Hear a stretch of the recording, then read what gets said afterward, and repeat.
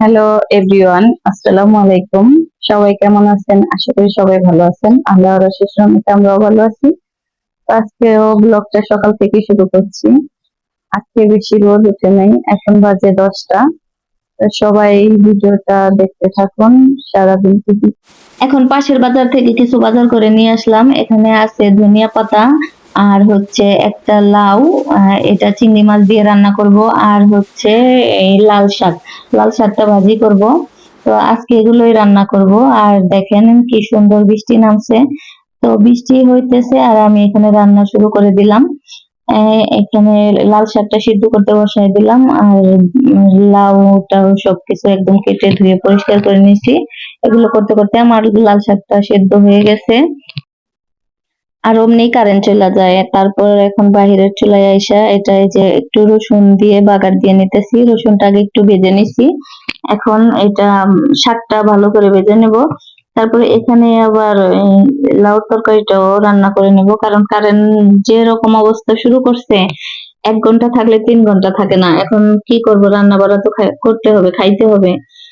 তো ওই কারেন্টের আশায় বসে থাকলে টাইম হইব না। এখন আমি রান্নাটা শুরু করে দিছি। এখানে মরিচ আর পেঁয়াজ দিয়ে একটু ভেজে নিছি, তারপর আদা রসুন বাটা দিয়ে দিছি। আর এখন দিলাম হচ্ছে হলুদ, মরিচ, ধনিয়া আর লবণ। তারপর পরিমাণ মতো পানি দিয়ে কষিয়ে নিচ্ছি। এখন আমি চিংড়ি মাছটাও দিয়ে দিব, কারণ মাছটা একটু আগে দিলে ভালো করে রান্না হবে মাছটা। তো এই কারণে আগেই দিয়ে দিলাম। তো মাছটা ওরা কষানো হয়ে গেছে ভালো করে। এখন আমি লাউটা দিয়ে দিলাম। লাউটা এত ভালো ছিল, কি বলবো, লাউটা এত সুন্দর হয়ে গেছে। আমি যখন আনছি, দোকানদার আমাকে যখন বলছে যে আপা লাউটা নিয়ে যান, ভালো হবে, আমি ওনারে বলছি বেশ কিছুদিন ধরে লাউ নিয়ে আমি শান্তি মতো খাইতে পারি না, কারণ লাউ গলে না, একদম বিচি টিচি ভরা থাকে। তো এই লাউটা এত সুন্দর হয়ে গলছে, উনি নিজের হাতে বাইসা দিছে। তারপরে তো আমার রান্না শেষ। এখন জানি না খাইতে কেমন হবে, এখন আমি খাই নাই। দুপুরে আমি যখন ভাত খাইছি তখন আমি শুধু লাল শাক দিয়ে খাইছি। আর মানে খাইতে ইচ্ছে করতেছিল না, হুমায়রার জন্য ভাতটা নিচ্ছিলাম। তো ও খায় নাই, ওর ভিতরে আরেক চামচ নিয়ে আমি খেয়ে নিচ্ছি।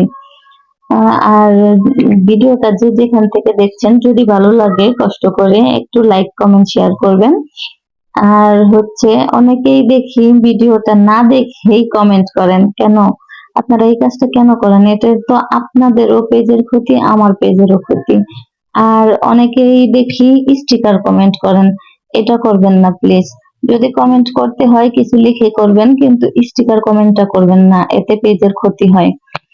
আর আমার রান্না বাড়া তো শেষ। তো সবাই ভালো থাকবেন। আল্লাহ হাফেজ।